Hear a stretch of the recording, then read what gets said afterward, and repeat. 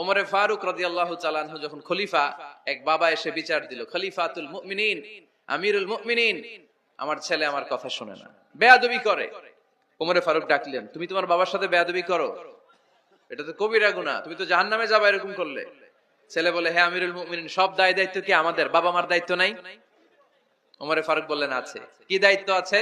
ওমরে ফারুক বললেন, বাবার তিনটা দায়িত্ব। নাম্বার 1, আইয়ানতাকিয়া উম্মা, বাবা তার ছেলের জন্য ভালো মায়ের ব্যবস্থা করবে। সুবহানাল্লাহ পড়বেন না? আইয়ুহসিনা ইসমা, ভালো নাম রাখবে। আইয়ুআল্লিমাহুল কিতাব, কোরআন শিক্ষা দিবে। এবার ছেলে বলে, শোনেন, আমার আব্বাই তিনটার একটাও করে নাই, তিনটার একটাও করে নাই, আর বিচার দিতে আসছে আমার নামে। আমার মা হচ্ছে এক জাঞ্জি, নর্তকী নারী, এক অগ্নি উপাসকের কাছে ছিল, আদব আখলাক ভদ্রতা সভ্যতা কিচ্ছু জানে না। এ আমার মা, আমার জীবনে কিছুই ভালো কিছু শিখায় নাই। নাম্বার 2, আমার নাম রাখছে সাম্মানি জুলা ইয়ানি খানফাসা, আমার নাম রাখছে সামসিকা। নাম কি? এটা একটা নাম হইলো? ওয়ালাম ইউআল্লিমনি হারফাম মিন কিতাবিল্লাহ, আল্লাহর কিতাবের একটা অক্ষর আমারে শিখায় নাই।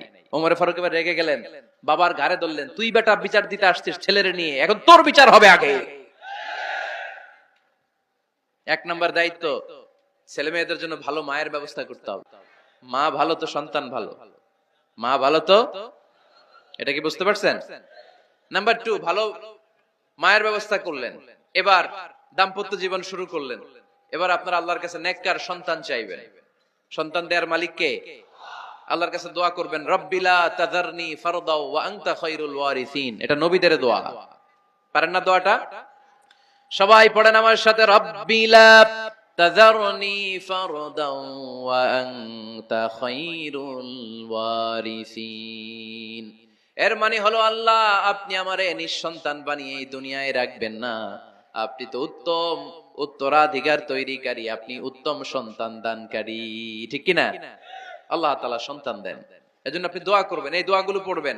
রব্বি হাবলি মিনাস সালিহিন, আমার সাথে সাথে আওয়াজ করে পড়েন, রব্বি হাবলি মিনাস সালিহিন।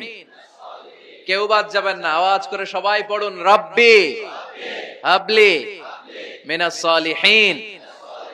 এর অর্থ হচ্ছে, হে আল্লাহ আপনি আমাকে নেককার সন্তান দান করেন। আওয়াজ করে পড়েন আমিন।